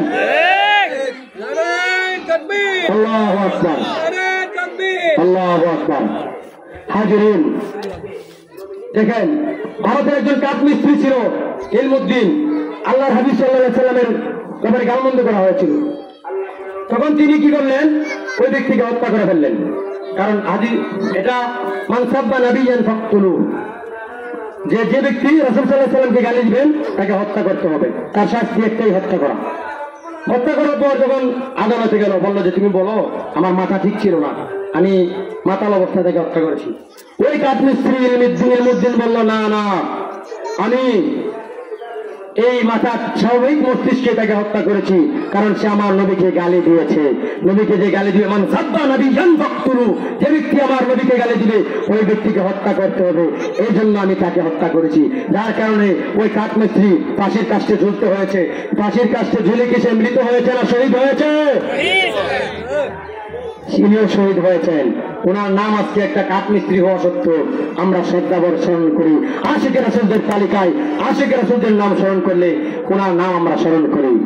এজন্যই বলছি, একজন যদি রাস্তার একেবারে নর্মাল মানুষ হয়, নবী প্রেম থাকে, তাকে আমরা মহব্বত করি। আর বড় আলেম বড় পীর আমার রাসূল সাল্লাল্লাহু আলাইহি ওয়াসাল্লামের মহব্বত নাই, সে যত বড় আলেমই হোক তাকে আমি কিছুই মনে করতে পারি না। আপনারাও তাকে সম্মান করবেন না। যে আমার নবীকে সম্মান না করে তাকে সম্মান করে কি জায়েজ হবে? জায়েজ তো হবে না। হাজিরিন, তাই হোক, কথা আর বেশি সামনে যাচ্ছি না, শেষের দিকে আসছি। বিষয়টা হচ্ছে ইমাম হুসাইন রাদিয়াল্লাহু তাআলা আনহুর নানা মুহাম্মদুর রাসূলুল্লাহ সাল্লাল্লাহু আলাইহি ওয়াসাল্লাম যেই মিম্বর কায়েম করে গেছেন, এই মিম্বরে যারা তারা ইয়াজিদের প্রশংসা করে, তাও হুসাইন রাদিয়াল্লাহু তাআলা আনহুর শহীদের মাসে ইয়াজিদের প্রশংসা করে, তারা খুব ভালো মুসলমান না? জুব্বা খুব একবারে গোডার নিচে চলে যায়, কাকুর নিচে চলে যায়। যত বড় জুব্বাই হোক আর যত বড় গুমটি লাগা, তারা কোনোদিন আশিকে রাসূল না, তারা প্রকৃত মুসলমান না, তারা আহলে সুন্নাহ ওয়াল জামাতের অন্তর্ভুক্ত হতে পারে না। মনে রাখবেন, জুব্বা জামাই শুধু জুব্বা জামাই ইমানদারের লক্ষণ না। অনেক ঘটনা আছে। শিখ এক ব্যক্তি ক্যান্টনমেন্ট ইমামতি করত। আব্বা বিষয়টা আমার কাছে বলছিলেন। এক শিখ ব্যক্তি, শিখ হিন্দুদের একটা শাখা আছে না শিখ ধর্ম, ওই ব্যক্তি মাদ্রাসায় পড়ে মুসলমানদের প্রতিশোধের জন্য, গোয়েন্দাগিরি করার জন্য মূলত সে ক্যান্টনমেন্টে ইমামতি করত। আর দিতে বুঝতে পারছেন, সে কি মুসলমান? তার জুব্বা জামা কি কম ছিল? জুব্বা জামা কম থাকলে কি এত বড় জায়গায় সে চলে গেছে? জুব্বা জামাই কি মানের নিদর্শন নাকি? শুধু হাদিস পড়ানো তো জানতো না, জানলে তার এত বড় জায়গাটা ইন্টারভিউ দিয়ে পাস করার কথা না। হাজিরিন, যাই হোক, একটা হলো এলেম আর একটা হলো মালুমাত। লক্ষ্য রাখবেন, একটা এলেম আর একটা মালুমাত। মালুমাত মানে অনেক জ্ঞান আছে, কিন্তু এলেমের নূর নাই ভিতরে, চেহারায় নূর নাই, চেহারা শয়তানের মতো দেখা যায়, আছে না? আমার নবীর দুরূদকে ব্যঙ্গ করে জনৈক এক বক্তা মৃত্যুর আগে চেহারা বিকৃত হয়ে গেছিল না? চেহারা কি মানুষের চেহারা ছিল? দুঃখের সাথে বলতে হয়, কথাটা বলতাম না। কিছুদিন আগে তার আরেকজন ছাত্র, সেও আল্লাহুম্মা সাল্লি আলা দুরূদকে নিয়ে যায়, সে ব্যঙ্গ করেছে না? করেছে। তারই ছাত্র, তার উস্তাদে এই পরিণতি দেখেছে সে, যে মৃত্যুর আগে চেহারা বিকৃত হয়ে গেছে। এত সুন্দর চেহারা, মারা যাওয়ার সময় বয়সের বিষয় নেই, 60 বছর বয়স ছিল, মারা যাওয়ার 5 বছর আগে চেহারা বিকৃত হয়ে গেছে। আমার নবীর দুরূদকে ব্যঙ্গ করেছিল। তার ছাত্র, সেও মস্করা করেছিল আমার নবীজি সাল্লাল্লাহু আলাইহি ওয়াসাল্লামের দুরূদকে নিয়ে, হাসি ঠাট্টা করেছিল। আমরাও ভয়ে আছি তারও তার উস্তাদের পরিণতি হয় কিনা। আর আমার নবীজির দুরূদ পড়ে অনেক ব্যক্তি মৃত্যুবরণ করেছে, তার অন্যান্য পাপের কারণে চেহারা বিকৃত হয়ে গেল। আমার নবী রাহমাতুল লিল আলামিন ওই ব্যক্তির ওই কঠিন নিদানের সময় এসে তার মুখের মধ্যে স্পর্শ করার কারণে তার চেহারাটা পরিপূর্ণ একটা মানুষের চেহারায় পরিণত হয়ে গেলেন। বলেন না সুবহানাল্লাহ। এদের নবী সাল্লাল্লাহু আলাইহি ওয়াসাল্লামের দুরূদের ফজিলত। আর ব্যঙ্গ করার ফজিলত, ঠাট্টা করার ফজিলত, বুঝছেন তো? ফজিলত না, এগুলা ঠাট্টা সুরে বললাম ফজিলত। অভিশাপ, অভিশাপে মুখ ব্যাগা হয়ে গেছে। এজন্য নবীজির সম্মান নিয়ে, ইয়া নবী সালামু আলাইকা নিয়ে, ইয়া রাসূল সালামু আলাইকা নিয়ে, আল্লাহুম্মা সাল্লি আলা সাইয়্যিদিনা মুহাম্মদ, এই দুরূদ শরীফ নিয়ে কেউ ব্যঙ্গ করবেন না, হাসি ঠাট্টা করবেন না। দুরূদটা তো নবীজির শানে পড়তেছে। কেউ যদি ভুল করে তার ভুলটা সংশোধন করে দিবেন। একজনে ভুল করতে পারে এলেম না থাকার কারণে, আমরা তো শুদ্ধ করে পড়ি, অনেক ওলামায়ে কেরাম তো শুদ্ধ করে পড়ে, তাদেরটা দেখেন না। ভুলের কারণে কেন দুরূদকে নিয়ে ব্যঙ্গ করবেন? সাবধান হয়ে যান, আবার মুখ ব্যঙ্গ হওয়ার সম্ভাবনা আছে। যাই হোক, আরেকটা কথা বলতে চাই যে এই আমি আরেকটা কথা আজকে একটা বাণী হিসেবে আপনাদের কাছে রেখে যাই। দুনিয়ায় কতদিন থাকবো না থাকবো সেটা জানা নাই। মানুষ মরণশীল, যেহেতু মানুষ যৌবনকালে মরতে পারে, বার্ধক্যে মরতে পারে, কোনো বিশ্বাস নাই। একটা কথা বলে যাই যে এই কথাটা চিরদিন মনে রাখবেন আপনারা যারা আছেন ছোট বড় সবাই। আউলিয়া কেরামের সাথে বেয়াদবি করতে করতে সাহাবে কেরামের সামনে বেয়াদবি করার অভ্যাস তৈরি হয়। সাহাবে কেরামের সামনে বেয়াদবি করতে করতে আম্বিয়া আলাইহিস সালামের সঙ্গে বেয়াদবি করার অভ্যাস তৈরি হয়। সকল আম্বিয়া কেরামের সঙ্গে বেয়াদবি করতে করতে আমার আকায়ে নামদার তাজদারে যদি না রহমাতুল্লিল আলামিন নবীজির শানে বেয়াদবি করার অভ্যাস তৈরি হয়, আল্লাহর এই রহমাতুল্লিল আলামিন নবীজির শানে বেয়াদবি করতে করতে স্বয়ং রব্বুল ইজ্জতের সঙ্গে গোস্তাকি করার অভ্যাস তৈরি হয়ে বলেন না আউযুবিল্লাহ। আল্লাহ যেন এই কাজ থেকে আমাদেরকে হেফাজত করে। কারণ ওলিদের সঙ্গে কারে করে বলেন, ওলিরা তো আর কোন হাদিস দ্বারা উনি যে ওলি সাব্যস্ত না, আপনি স্বাভাবিকভাবে ছেড়ে দিলেন না। না, যেমন নফল ছাড়তে ছাড়তে ফরজ ছাড়ার অভ্যাস তৈরি হয়, নফল ইবাদত ত্যাগ করতে করতে ফরজ ছাড়ার ফরজ ইবাদত ত্যাগ করার অভ্যাস তৈরি হয়, আউলিয়া কেরামদেরকে গালি দিতে দিতে সাহাবায়ে কেরামদেরকে গালমন্দ করার অভ্যাস তৈরি হয়। এরকম ভাবে আম্বিয়া আলাইহিস সালাম রাহমাতুল্লিল আলামিন নবীজি এক পর্যায়ে তারা স্বয়ং রব্বুল আলামিনের ব্যাপারেও খুব জঘন্য কথাবার্তা বলে। এই কথাটা আপনারা মনে রাখবেন চিরদিন। যে ওলিদেরকে ভালোবাসে না, মনে রাখবেন সে আল্লাহকেও ভালোবাসে না। কেন আল্লাহ তো বলছেন যে আমার ওলিদের সঙ্গে শত্রুতা পোষণ করে আমি রব্বুল আলামিন তার বিরুদ্ধে যুদ্ধের ঘোষণা করেছি। আমার কথা হাদিসে কুদসিতে আল্লাহ রাব্বুল আলামিনের বাণী। যাই হোক, আর খারেজি, শিয়া, বেদাতি সবগুলাই বেদাতি। নজদি, খারেজি, ওয়াহাবি, শিয়া সবই বেদাতি। বর্তমান যেহেতু মুহররম মাস, শিয়াদের উৎপাত আছে। আল্লাহ হাবিব সাল্লাল্লাহু আলাইহি ওয়াসাল্লামের সাহাবায়ে কেরামের ব্যাপারে আহলে সুন্নাহ ওয়াল জামাতের আকীদা বলে আমি শেষ করব যে ওয়ালা নাযকুরুহুম ইল্লা বিখাইর। কি ওয়ালা নাযকুরুহুম ইল্লা বিখাইর, আমরা তাদের ব্যাপারে অর্থাৎ সাহাবায়ে কেরামের ব্যাপারে ভালো ছাড়া কিছু উল্লেখ করব না। আপনার বাবা যদি কোনো দোষ করে, আপনি কি ঢুল দিয়ে দেবেন নাকি? বাজারে ঢুল দিবেন যে আমার বাবা চুরি করছে নাকি আমার বাবা এই কাজ করছে, ঋণ মেরা দিছে, ঢুল দিবেন না? যে আল্লাহ হাবিবের সাহাবায়ে কেরাম তো আমাদের পিতৃতুল্যের চেয়ে আরো অনেক মর্যাদাবান। ওনাদের মাধ্যমে আমরা ইসলাম পেয়েছি, হুকুম হাকাম পেয়েছি। ওনারা প্রশ্ন করেছে, এই আলোকে কোরআন নাজিল হয়েছে, ঠিক না? ওনাদের কাজগুলোকে যদি আমরা অপরাধ মনে করি, তাহলে ওই যে বাবার দুধ বেড়া বলা যে এরকম, এর চেয়ে আরো জঘন্য অপরাধ। ছিদ্র অন্বেষণ করা, ওনাদের দুষ্টটি তালাশ করা। যাই হোক, এটা হলো ইমাম নাসাবি, আকাইদান নাসাবি আর ইমাম এই কথা বলেছেন ওয়ালা নাযকুরুহুম ইল্লা বিখাইর সাহাবায়ে কেরামের আলোচনায়। আর শিয়াদের মধ্যে একটা গ্রুপ আছে তাফদীলিয়া, ৩৫টা শাখার মধ্যে। তারা আলী রাদিয়াল্লাহু তাআলা আনহুকে শাইখাইন ওমর রাদিয়াল্লাহু তাআলা এবং আবু বকর রাদিয়াল্লাহু তাআলা আনহুমা ওনাদের থেকে উপরে মর্যাদাবান মনে করে। অথচ আহলে সুন্নাহ ওয়াল জামাতের আকীদা হচ্ছে আফদালুন নাসি বাদাল আমবিয়াই আবু বকর সিদ্দিক রাদিয়াল্লাহু তাআলা আনহু, সুম্মা উমরুল ফারুক রাদিয়াল্লাহু তাআলা আনহু, সুম্মা উসমান যুন নুরাইন রাদিয়াল্লাহু আনহু, সুম্মা আলী কারামাল্লাহু ওয়াজহুল কারীম। বলেন না সুবহানাল্লাহ। যে নবীদের পর মর্যাদাবান আবু বকর সর্বোচ্চ মলেন, সর্বোত্তম আবু বকর রাদিয়াল্লাহু তাআলা আনহু, তারপর ওমর রাদিয়াল্লাহু তাআলা আনহু, তারপর উসমান রাদিয়াল্লাহু তাআলা আনহু, তারপর আলী মুরতাদা রাদিয়াল্লাহু তাআলা আনহু। বুঝেছেন? শাইখানের মর্যাদা সবার উপরে। কারণ আবু বকর রাদিয়াল্লাহু তাআলা আনহুর মর্যাদা সরাসরি কোরআন দ্বারা, উনি সাহাবী, কোরআন দ্বারা প্রমাণিত। ওনার সাহাবাতকে কেউ, ওনার সাহাবিয়াতকে কেউ অস্বীকার করলে কাফের হয়ে যাবে। এজন্য শিয়াদের এই গ্রুপটাতে অনেক ইমামগণ কাফের ফতোয়া দিয়েছেন। যারা আবু বকর রাদিয়াল্লাহু তাআলা আনহুকে গালমন্দ করে তাদেরকে কাফের ফতোয়া দিয়েছেন। এমনকি তারা মুহাম্মদুর রাসূলুল্লাহ সাল্লাল্লাহু আলাইহি ওয়াসাল্লামের নবুয়তকে তারা মানতে চায় না। তারা বলে নবুয়ত নাকি আসছিল মওলা আলীর কাছে, বলে বলে নাকি জিবরিল আমিন মুহাম্মদুর রাসূলুল্লাহর কাছে এসেছে। বলে না নাউজুবিল্লাহ। এরা হলো শিয়াদের একবার জঘন্য শাখা, তারা কুফরিতে আছে, তাদের ইমামগণ কাফের ফতোয়া দিয়েছে। এই বিষয়গুলো খেয়াল রাখবেন। আর এই যে বিজাতীয় কালচার, শিয়াদের একটা শাখার কাজ মুহররম মাসে নিরামিষ ভোজন, মুহররম মাসে ঢোল বাজনা করা, মুহররম মাসে তাজিয়া মিছিল করা, মুহররম মাসে নিজের শরীরে আঘাত করা, শিয়াদের এই কার্যকলাপ। বাংলাদেশে অষ্টগ্রামে আগমন হয়েছে ইরান থেকে। কোথায় থেকে? আনুমানিক 200 বছর হবে ইরান থেকে আগত। 200 বছর আগে কি অষ্টগ্রাম মুসলমান ছিল না? অষ্টগ্রামে জমিদার বাড়ির মসজিদ 600 বছর আগে, কুতুব মসজিদ 600 বছর আগে। তখন কি মুসলমান ছিল না? তারা কি হুসাইনের প্রেমিক ছিল না? তারা কি আহলে বাইতের ভক্ত ছিল না? আপনারা কেন বলেন 200 বছর আগে অষ্টগ্রামে এই বেদাতি কাজ আসছে? বেশি হইলে 200 বছর, 200 থেকে 200 বছরের মধ্যে ইরান থেকে আগমন করেছে। ওনারা কিনে নিয়ে এসেছে মুসলমান জাতিকে ধ্বংস করার জন্য। তারা মুসলমানদের শত্রু, তারা আহলে বাইতের শত্রু, তাদের কোনো সন্দেহ। এই দেখেন একটি কথা বলে শেষ করছি। আমরা মিম্বারের মধ্যে দাঁড়ায়া ইমাম হুসাইন, ইমাম হাসান হুসাইন রাদিয়াল্লাহু তাআলা আনহুমার নাম বলে কি সাইয়্যিদা শুবানি আহলিল জান্নাহ আল হাসান ওয়াল হুসাইন রাদিয়াল্লাহু তাআলা আনহুমা।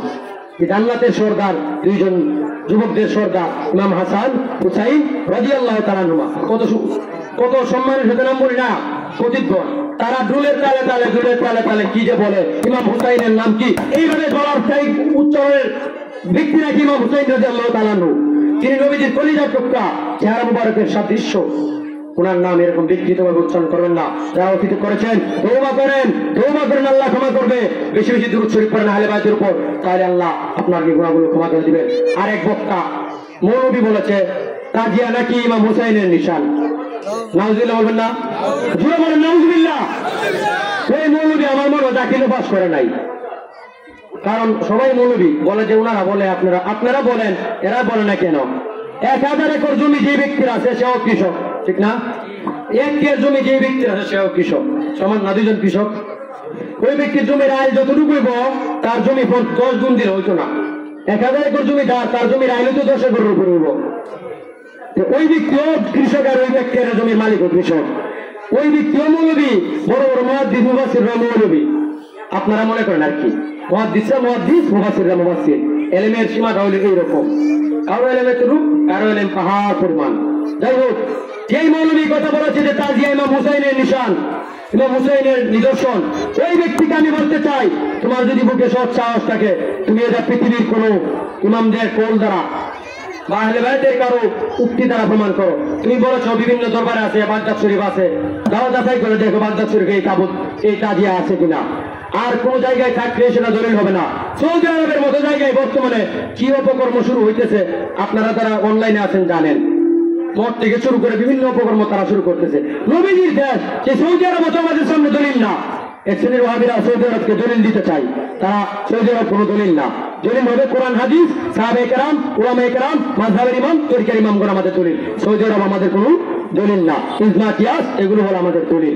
যাই হোক, যে মৌলবীর কথা বলেছেন আপনি তওবা করেন, আর নাই তওবা আপনার উপর ইমাম হুসাইন রাদিয়াল্লাহু তাআলার অভিশাপ আসবে।